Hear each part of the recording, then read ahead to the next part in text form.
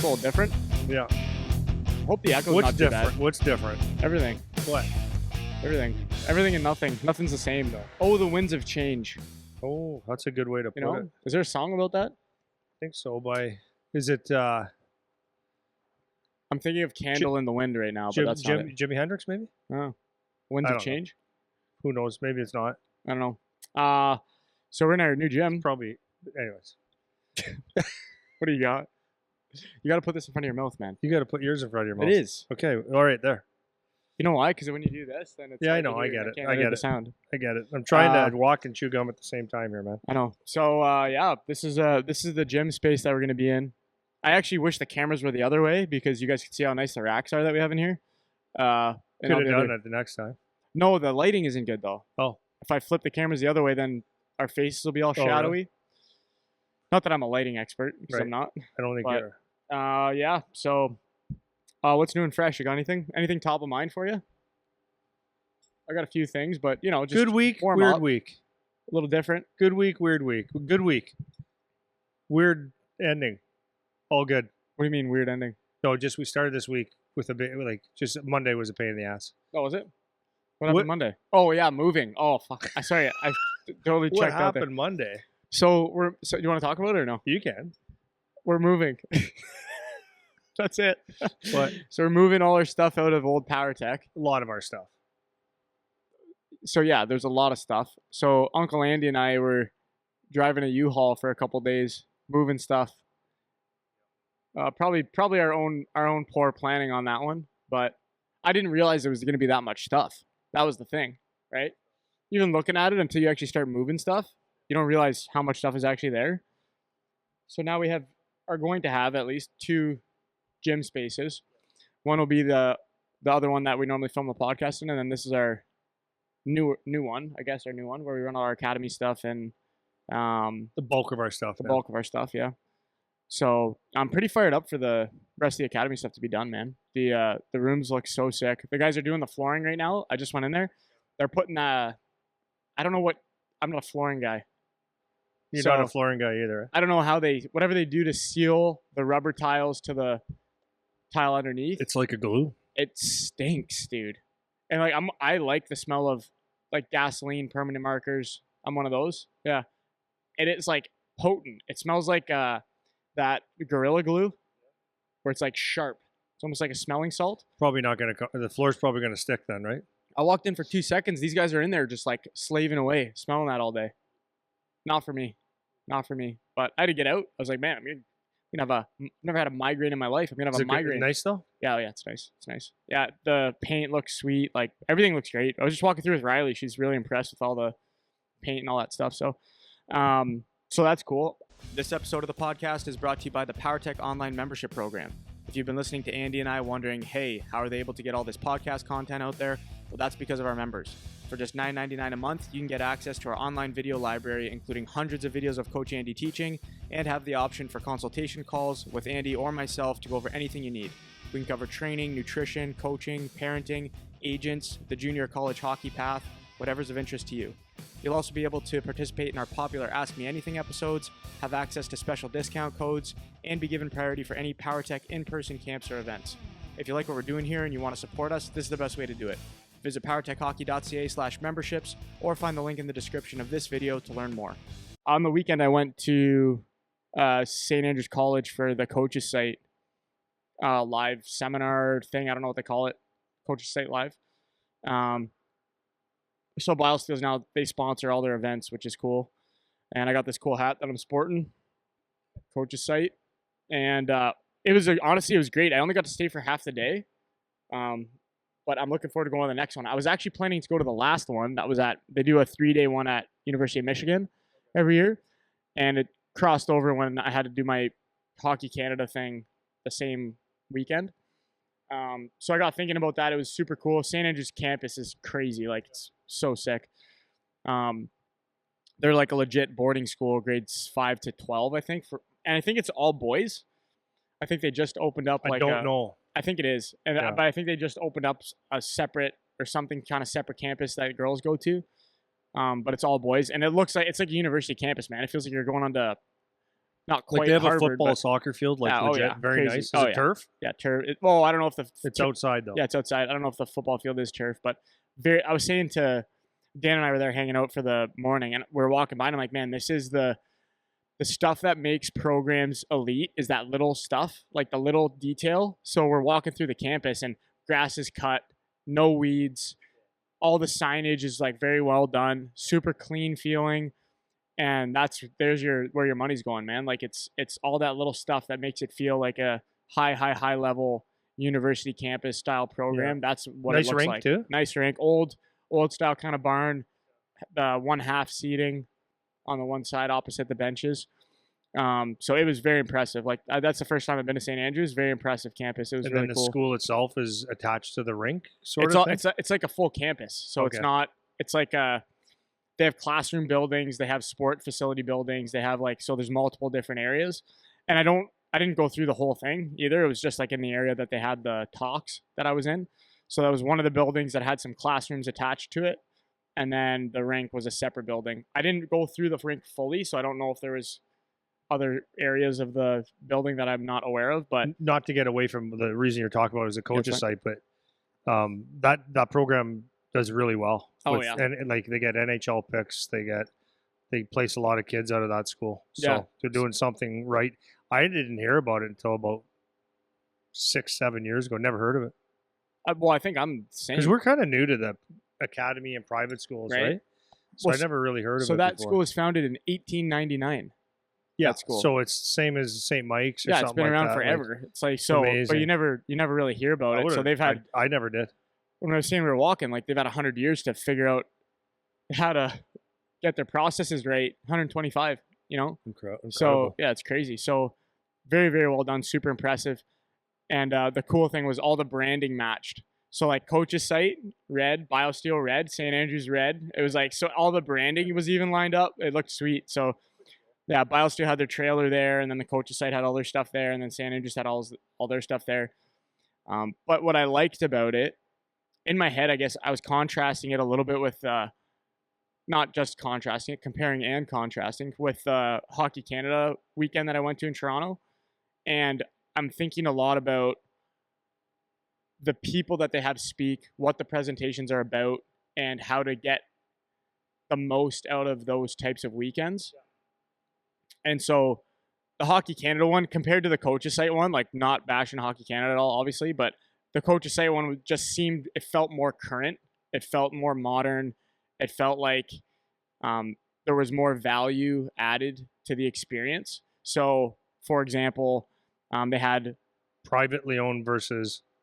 Well, maybe, right? That's one factor for sure. But so they had a couple little things that I thought was nice. So they had their on ice stuff was in the morning. They had a lunch thing. They had a bunch of speakers lined up through the afternoon, and it was the same kind of format as the Hockey Canada thing, but they did at St. Andrews, which was just top-notch hockey environment. So that was one positive. They also shortened the time frames that everyone was speaking. So it was like everyone was kind of like 45 minutes, half hour to 45 minutes. On the ice, it was 30 minutes each coach. So it wasn't drawn out. There was a lot of change, a lot of movement, a lot of people involved that you got to hear a lot of different speakers. It was a lot jammed into one day. And I only got to see half of it, so I can't even speak to the second part of it. But then they keep everything, they catalog it, they put it on their platform. Everyone's really into sharing their resources and all that stuff. And it was just very impressive. The people that were speaking are also very current, top of the line hockey people. So it was like they had people doing like cognitive stuff. They had people talking about like current coaches at University of Maine was one of them. Guys from Vegas Golden Knights, one of them. Toronto's GM was there. And so just a lot of people that are right now doing it today. And that kind of got me thinking about modern coaching styles and what the value is that new coaches could look to bring kind of in that realm.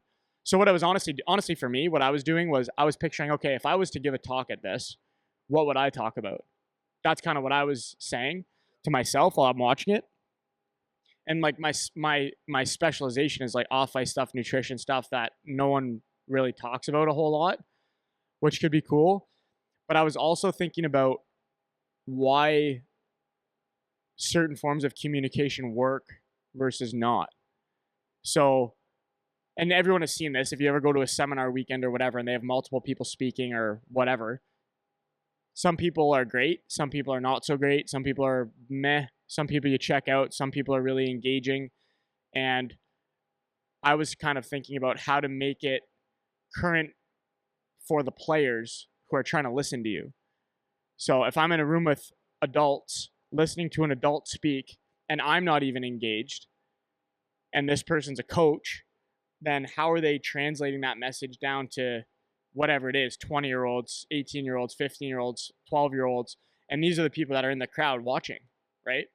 And I don't find there's a lot of emphasis on that. Like even that. Yeah, even there. And like I didn't see the second half, so maybe that was in there somewhere and I missed it, to be fair. But this was just what I was thinking about, kind of reflecting back on that and the Hockey Canada, because I did those two now and like recently, the HP1 and then this coaches site seminar thing. I think that, like, from my experience of what I've seen from I'm not going to name another one, but that one, it seems like it's getting old to me. There's one that I'm thinking about. I think a lot of the times, like, you can bring in really good guests, which is good, but if you're like coaching Pee Wee or Adam, and you've got, let's just say a current NHL coach, let's say Bruce Cassidy comes in to talk about his power play or something structured like that, it's a hit and miss with a lot of people, right? Yeah. Because it's not applicable. Right. So I think a lot of the times in the seminars, it's like, if it would be really good if it's specific, if you know the level that you're coaching, and you go to seminars that are to the level that you're coaching. Now, like, communication, all that kind of stuff is different. But when you're talking the X's and O's and expectations and stuff of players, I think a lot of times you can go to one of these things and it's like, oh wow, Bruce Cassidy is teaching, but it's like, does that actually help you? If you're doing teaching a high offensive in the offensive zone, high ice Chicago roll, that doesn't work for a 15 or 12-year-old kid, right? Or a coach won't even understand that. So, right. Well, again, this is kind of the thread I wanted to go down. So for me, like, because I feel that just from people talking to me, like even at this weekend, I told you that I probably had 30 people come up to me about the podcast, and the common theme of what they're saying to me is that either, like, you say things so bluntly, or you keep it super simple, or it's very easy to understand what you guys are talking about. Which might not be a compliment. Well, fucking bunch of knuckle draggers here. I know. So, but actually, that was the main feedback that I got, and I think that our ability to do that is what makes it more relatable to some of the kids that we coach, and why it's effective. But then there's a cool element to it as well. Like, how do we make the teaching cool? So for me, I feel like I have an unfair advantage because I'm younger. So if I'm talking to someone who's been coaching for 35 years and they have a gray mustache and they don't look like they just finished playing, that's maybe an unfair advantage. So maybe that doesn't speak to my ability to coach as much as it speaks to the fact that I'm younger and I am more current. You relate better. Yeah, to it. right. Yeah. So what? Like, yeah, but okay, just to counter that is, you're not 12. Right. True. You're not 12. Right. Right. You're 30, pretty close to 30. Yeah. So there's a lot of coaches that are 30 coaching at a high level. So I would. So what is it for you is what the question I'm getting to. So when you're, what do you think makes coaching relatable? Like from your side of it. Speaking of blunt. Like, to me, honestly, I just think people smell bullshit. I think, like, I know how to turn people on. No, I know what. Here's the thing, right? Like, if you have enthusiasm, speak loud and have energy. Yeah. Right. If you walk onto a stage and you're talking and you're using all these words and terms and you're doing it fast, there's energy there, but is there substance? True.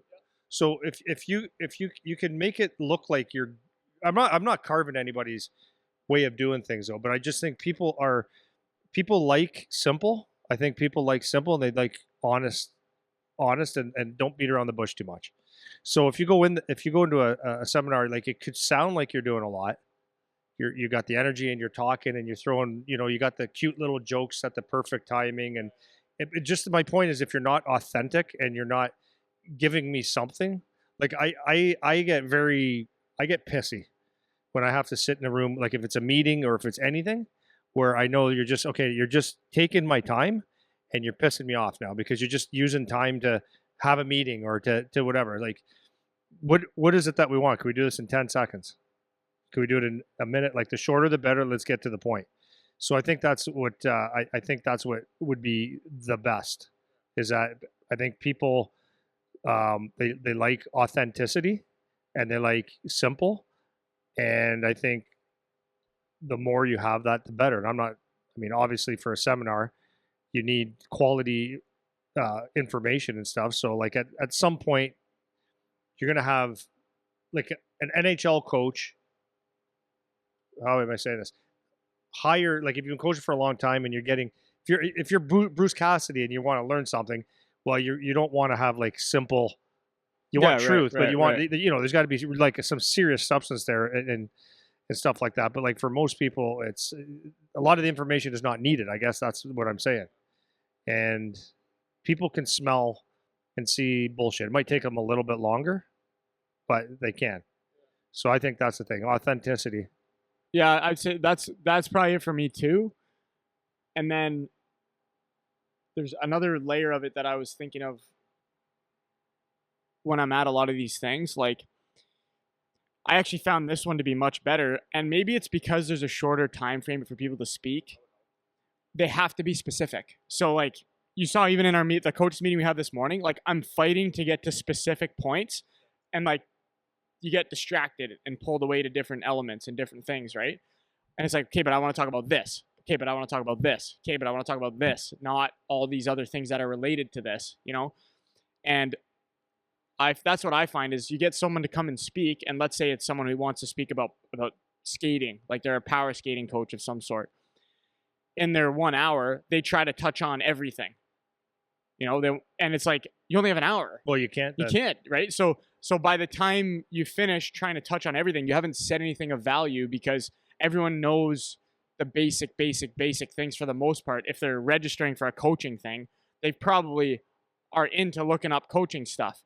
So if you're going to go talk about power skating and you just do very, very, very basics, I'm not saying it's not valuable, but it's too general a lot of the times, unless you're being hyper specific about, okay, we're going to talk about turning. We're going to talk about turning in small areas or tight turns and start from basic and work up to complex within that hour or whatever.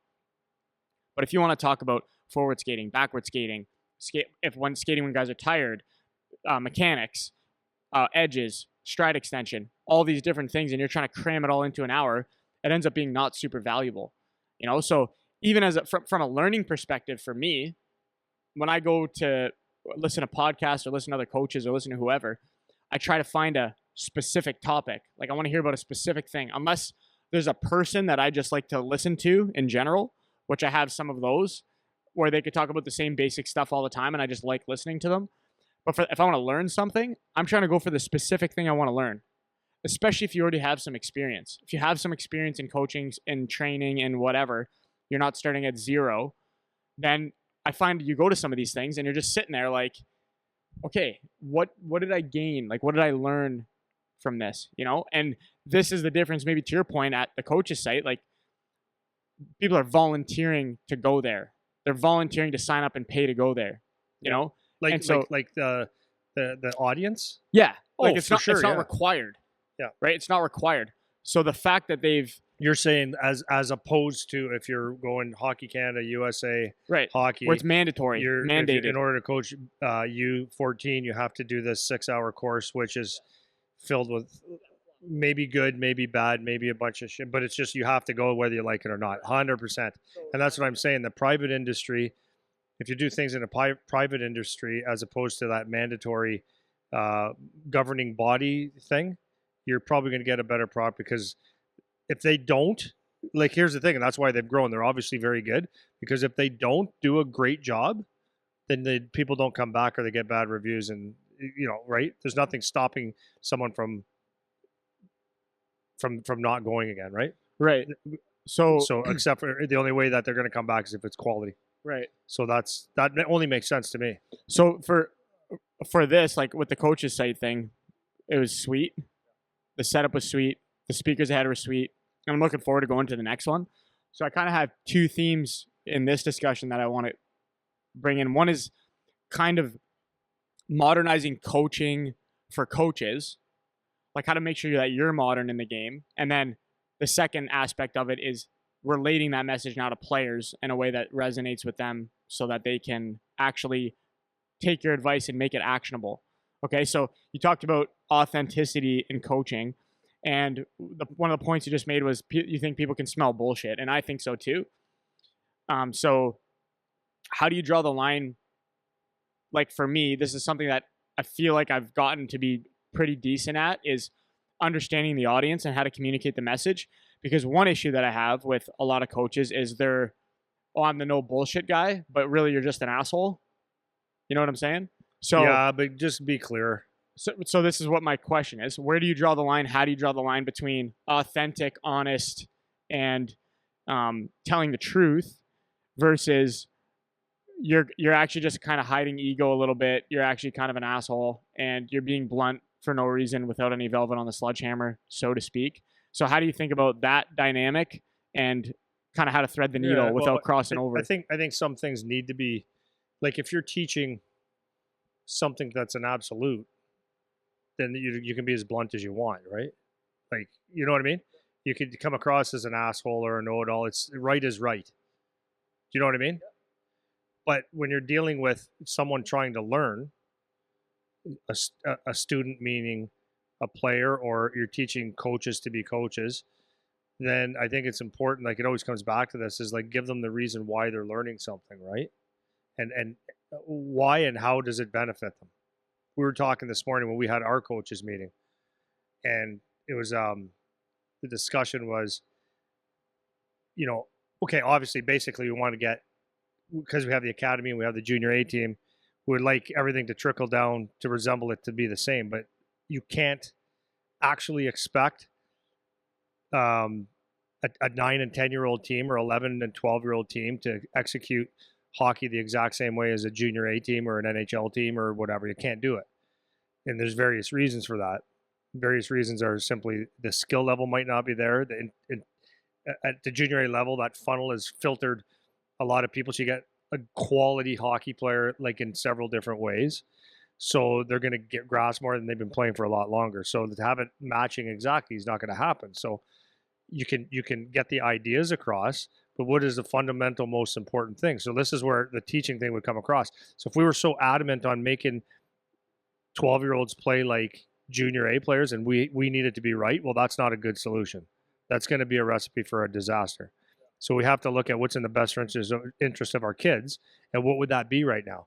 Well, if they can't, to win games, you can set up and be a real asshole on if you do not do this defensive scheme and forecheck properly and plug the middle of the ice to a T, then you're not going to get ice. You can do it that way, but the development side suffers.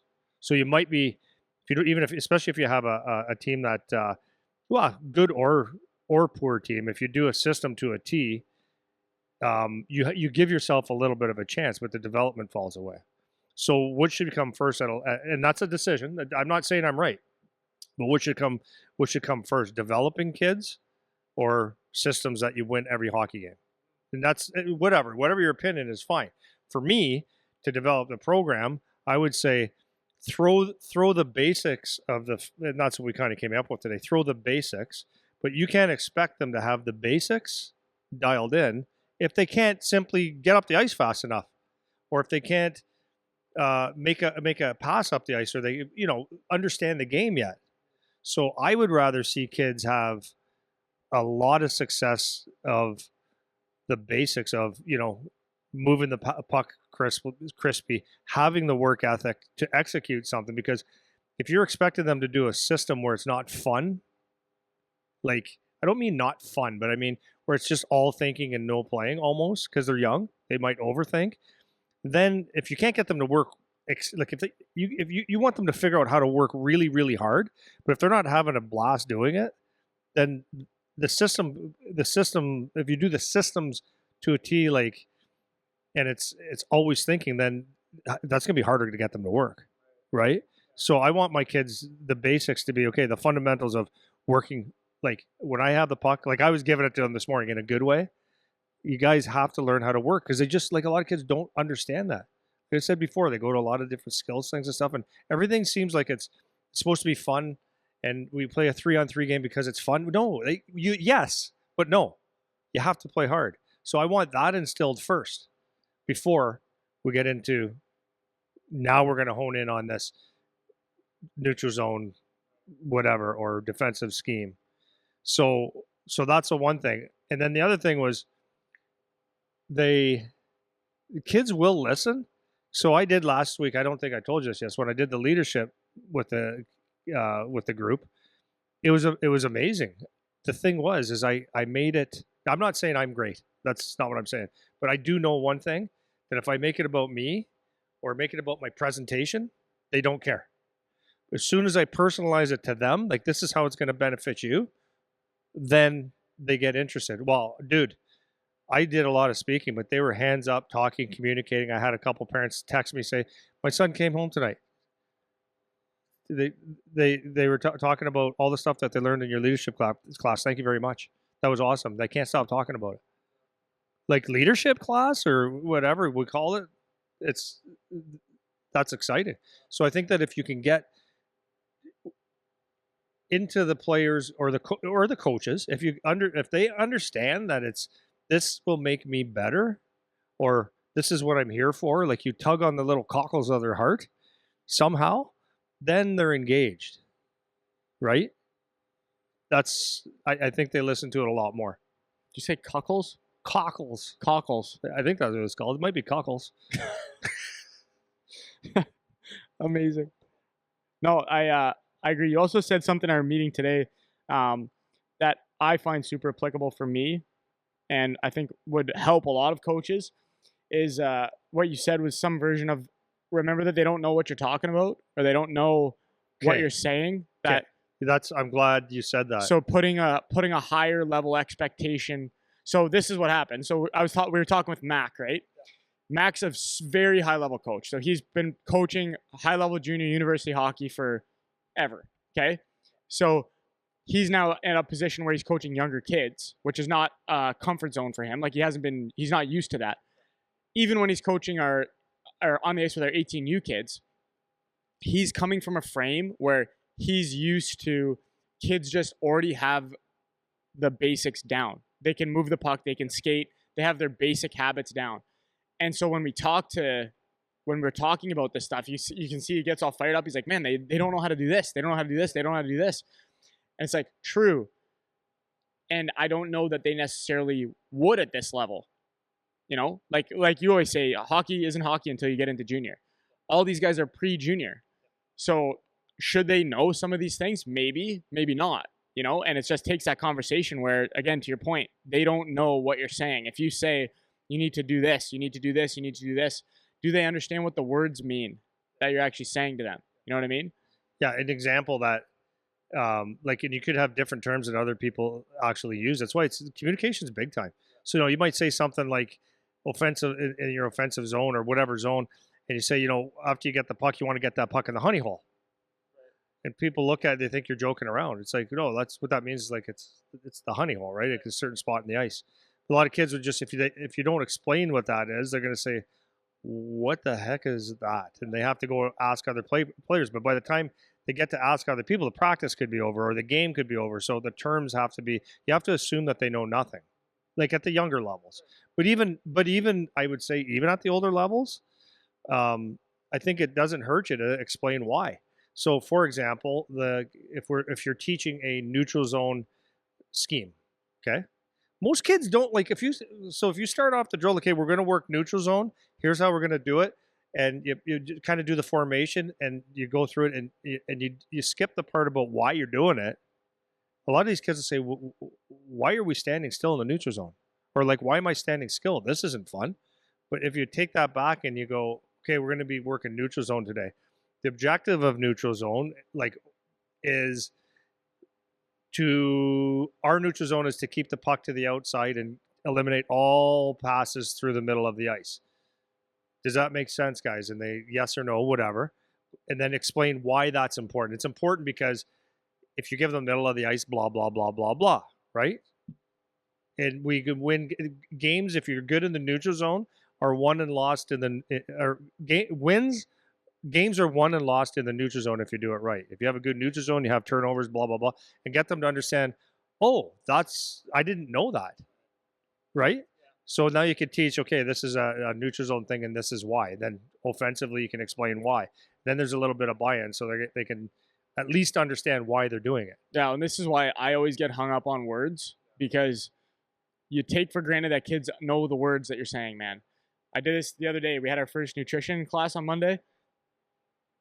Every single time I do this, I start same 2 words. I always start with define healthy, and then my second term is define nutrients, which comes after healthy. So I start with, okay, what does the word healthy mean? Somebody tell me. Bunch of hands go up. They'll say something that's good for you. I'm like, okay, what does good for you mean?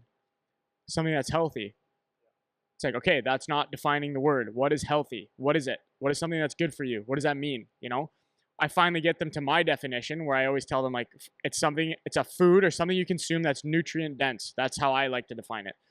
And then I say, okay, we know what all these terms mean. Yeah. Okay. What does nutrient mean? Same thing. They don't know. So right. So if I start to explain nutrition concepts and they don't understand what healthy means, what nutrient means, what a calorie is, what like these basic terms are, they can't comprehend what I'm saying. Right? There's going to be gaps in their learning. And again, my point circling back is you need to remember what it's like to be the kid and not know anything. Because we know, you said it this morning in the meeting. It's like, you know why you're saying it, but they don't know why, right? They don't know why. You have to assume they don't know why, even if you think they should know, you know? And so I had another example too. We were talking to some of the other coaches, and they were saying that they had an incident with their team, and a higher level coach was talking to them about it, saying like, well, I think you should do this, this, and this to deal with it. And one of the coaches was like, well, if they were at the same level you guys are, that makes sense. But if I'm thinking of it from the perspective of this age group, that still doesn't solve our problem, you know? So it's important that, like, like I said, you go to these seminars, you go to listen to these coaches, exactly to your point, they give you information, but if it doesn't translate, just like we talk about players translating up and concepts translating up, if it doesn't translate down, then it's not the right thing to be doing with your group, you know, or it's not the appropriate thing to be doing with your group. And you can forget that, you know, you can forget and think, you know, everyone gets impatient and they want to jump to these higher level concepts and higher level things, but you can't apply higher level things to a group that is not capable of handling the higher level thing, you know? And that's a huge key that I see, and I can tell from a lot of conversations I have with coaches. Like I said, I probably had 30 interactions in 3 hours over the weekend. And a lot of them are just like, oh, the simplicity, like the way you guys just break it down so simply. So that indicates to me there's a gap, right? There's a gap where they're not getting that from whatever resources they're using as a coach, you know? And that's what it circles me back to, that modern thing of, well, that's what I was saying. That's what I said earlier about, like, there's seminars where it's like that coach in your level, a lot of the times it's not even close. Like, if you want to go to a coach's site to hear, like, say, you hear an old hockey guy tell a bunch of stories and he throws 1 or 2 things in there. Well, that's I don't know if that's helpful. It could be for your life, but I wouldn't necessarily want to go to a seminar and be put in this classroom to hear someone talk about the old days or whatever, not really give me information if I'm at a coaching thing. And that's what some of them are, right? So I definitely would want to go there and get my money's worth if I was coaching. And so the next thing I was going to say is you probably could do you don't necessarily have to have big names to learn youth hockey stuff. Like, this is just my opinion, okay? This is just my opinion. Simple is good. So I've won with my very good teams, my very good team in like Bantam Midget Bell Tire team. Like, I'm talking, so that's not little guys. And we were very good, and our D zone was old school simple. And when you got it's right, it was what we draw on our board because it's simple and you can work hard within that simplicity. It's the basic form of it. And then when you were in doubt, because you will scramble sometimes, I just like, and this is a term that maybe people wouldn't even know. It's called go 5 of diamonds or go back to the house. Meaning, when you're scrambling around, if you actually don't know what to do, just get inside those dots, what they call the home plate, the 5 of diamonds, the what did I say? The other Whatever one? at the house. The whatever. house, whatever. And then, because that's the middle of the ice, and then resort yourself out. So we did that. We didn't have anything really other fancy in our D zone. Normal, simple PKs. And then our power play was simple. Our forecheck was, we had a fast team, so it was like 2-1-2 more or less. Hard. Like, that's not rocket science, and it's not going to be. It's not going to be. Do you know what I mean? It's like, if you start going all kinds of other stuff, it's like why really? Why? It's really not that complicated. So simple is really good.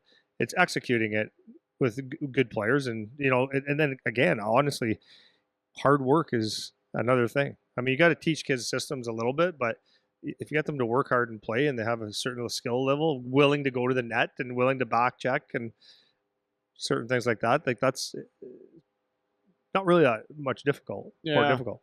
Well, I guess my kind of take home, just again, this is from talking to a lot of by the way, people that came up to say hi, awesome, man. I love it. I love hearing it. I said this to multiple people.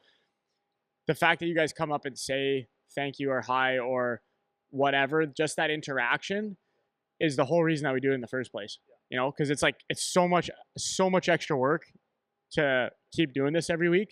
But that's the reason I find it valuable, is because I know that it's impacting people and positively with their coaching or whatever. But the last thing that I wanted to finish on was, as coaches, when you go to things like this, you go to a seminar, you go to a clinic, or you go to whatever, you have to have a clear understanding for yourself of what kind of coach you want to be. Because if you don't know that about yourself, then you're not going to have a clear understanding of how to apply the information that you're learning. So if my goal, the two easiest ways to break it down are, do I want to win or do I want to develop? Which is fundamentally, am I focused on myself? Not that that's bad. Am I focused on myself and advancing my coaching career? That's not said negatively. That's just is what it is. Yeah, or am I that's focused a different on coach? Yeah. Or am I just focused on, am I doing it player focused, where I care that they get to a higher level? Sometimes there can be a blend, right? 100%. But I'm just making it black and white. Figure out how to make that a blend too. Exactly. But if we make it just black and white, are you this guy or are you this guy? Are you more this guy or are you more this guy? Then when you go to these things, you can take that information and process it for how you're going to apply that to the team that you're coaching. So if you coached a U18 team in whatever, Whitby or whatever it is, and you have aspirations of moving on to junior, you have aspirations of moving on to coach at the high levels, that winning focus might be something that is more important to you, because you're trying to get on a junior B bench next year to be an assistant coach. So then maybe like some of these higher level systems things or little tricks that you can use, face-off plays, this kind of stuff, might be more attractive, like where your interests lie. Whereas you listen to somebody else and it's like, hey, here's how you can better develop the shot of this type of player. Maybe that's less interesting to you, and you can start to pick what kind of information you're looking for, But if you don't have that question answered for yourself about the kind of coach you want to be, then it's hard to go into those things and pull out information that's actually useful with your team or in your circumstance, So I think for me, my take home from that was, again, just thinking about how to be modern, use the term authentic, which I really like, being authentic as a coach, making it relatable, and then how to use some of these resources that are actually out there now, and so I met the guy that runs the coach's site, Aaron, who's an awesome guy. We talked for a while. And they have so many great resources, and that it's such a wide spectrum of resources that you can go in there and drown in information, you know? And that's another thing that when you're coaching, there's so much information. There's so many different outlets. There's stuff on YouTube, there's stuff on different platforms, podcasts, books you read, whatever, other coaches that you are coaching with, that it can be difficult to sift through what is useful and what isn't. And like the most beneficial thing I've found, and then you can throw your finishing thoughts on this one, is you have to know yourself as a coach to know how to use that information or how to navigate that information. Yeah. You know, so yeah, you could get caught up like that's a really good point, Eric. That's a really good point, because you can actually make yourself you can be have such an ego that you're always right and everybody else's idea is stupid, or you could get caught up in saying, "Holy crap, this guy is really," because he's good at one thing. You can start there going, "I don't know anything about anything," which isn't true, right? So, for example, Mac that works with us, he'll go on that video. This is all this, not all he does, but this guy watches hockey, and he has, if you want a clip of anything that's ever happened in hockey, right? An offside that happened with 3 minutes left, he's got it somewhere, and why it was offside. Like, he's got a clip of everything, and he breaks down, which makes him a very good coach in one way. In one way. But so if I was to compare myself and just say, like, watch him and go, "Oh, this guy just does video all day. He breaks things down. He could go like he's just, this is what he does." Well, that's his strength, and it's not necessarily mine. You're saying like you're looking at that thinking like, "Oh, I'm no good compared to him," kind of thing. Yeah, what I'm saying is I know what I bring, and I know that what he brings. Like, if I look at the two, he loves that part of the game, which is important. Like, it's critical, especially as you go to high levels. You can't just be like a guy that thinks you're going to motivate people. You got to be able to. That's what the NHL is. That's why the guy has an earpiece. That's the guy upstairs watching. This guy's watching, and they're breaking shit down all the time. So one guy, they have two tendencies of how they break the puck up or whatever. It's already known, because you need a guy like Mac to be breaking that down, or to see it in a game to counter what someone else is doing, right? But then not every coach is like that. Other coaches are, they don't use it. Like, they could care less what that video says, because they don't see you working hard, and that's the strength that this person might have, or they may be able to juggle the lines differently. Like, everyone's got a different thing. So if you get caught up on listening to one person's strength, if you don't take it for what it's worth in your life, then it'll either make you sad that you're dumb and you don't get it, or unmotivated, saying, "I could never do that," or you could be cynical and say, "Well, that's just, you don't need all that shit." But you do. You need everything. And that's what makes a good bench, is you have a couple people that can, or a couple, three people that can bring different parts. Because if everybody was like me, it wouldn't be as structurally sound as someone like Mac. And if everyone was like Mac, they might not have any fun. Yeah. And I know, no, I'm joking, right? But because he listens to this, and I'm joking, but it's like, you also need to be able to have like it's got a balance. It's just got a balance. So anyways, when you're looking at someone that's really good, so like if I do a whatever, a skills clinic, and people go, "Holy, like, how do you do that? How do you teach that?" Like, you can pick shit out all the time. So yeah, but that's my strength. Don't confuse that with me being a better coach with you. It's just, I might be better at that one specific area, whereas you might kick my ass somewhere else. But we can understand each other, and we work off each other. That's what's important. Yeah, you know what I mean? Yeah. It's what's funny too, though. Like Mac says the same thing, and because he's great, because he also has that growth mindset. Like, he wants to be a better coach, and he wants to learn other avenues and whatever. And he's very open to not criticism. I don't even want to say criticism. He's open to different ways of thinking about things, right? That are just not the same as his, right?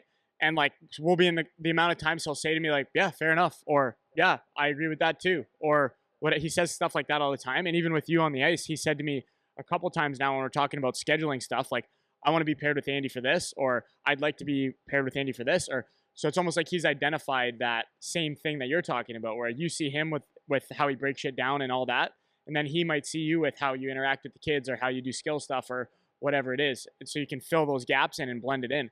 But if you have that mindset of just, I know everything, and it's the ego thing, man. It's like, it's so hard to break through that if you don't identify that you have it.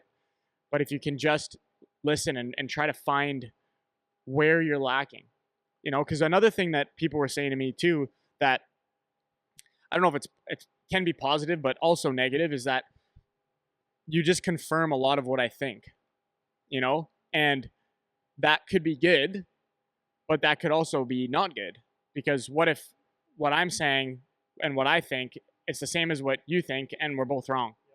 You know what I mean? So just because I think the same thing that you think doesn't mean that I'm right, or that you're right. So on the one hand, it could be positive and reassuring for people hearing their perspective come from somebody else, which is what a lot of them say is valuable. Like, they like that part. But I would like to hear more so like, oh man, I never thought of it that way. Or I thought the opposite and you made me change my mind, or those kinds of things. That's where the growth happens. You disagree with everyone all the time, or you just keep doing the same thing you're doing all the time. There's no growth there. There's nothing that's going to become better for you. You know what I mean? So that was kind of all I wanted to touch on today. I think that if you guys have a chance to go to that coach's site thing, like, it was wicked, man. It was wicked. I think I'm going to try to get to the one that they do in Michigan. If they do another one before that, I'm going to try to go too, because it's really, really cool event. And I liked the lineup of speakers that they had. It felt modern. It felt up to date, and seeing people voluntarily pay to go means that they're doing something. Yeah, they're doing something right, really right. Yeah. So either really good marketing or really good content. Yeah, right. And maybe it's a little bit of both. They're saying they got like over 25,000 members now on their site. Good for something them. like that, right? So they're doing something right. Yeah, it's a rich resource bank. So if you guys haven't done it, I'm not even associated with them in any way, actually. So I'm not even. It's not a plug or anything. It's just like, go check it out. That's the thing. Is it's about being authentic again, right? Yeah. When you see something, I have no problem saying this is good. Yeah, I signed up and they gave me this hat for free. I don't work for them. Everyone that went got a hat. So it's not like it's not a sales pitch or anything, but go check it out. What a hat that is. Yeah, I know. Do you like it? Yeah, I like the logo. I actually do, yeah. It's a crisp logo. Yeah. I like it. It's clean, I do simple, like it. Yeah. So anyways, okay. Let's cut her there. Okay. Goodbye.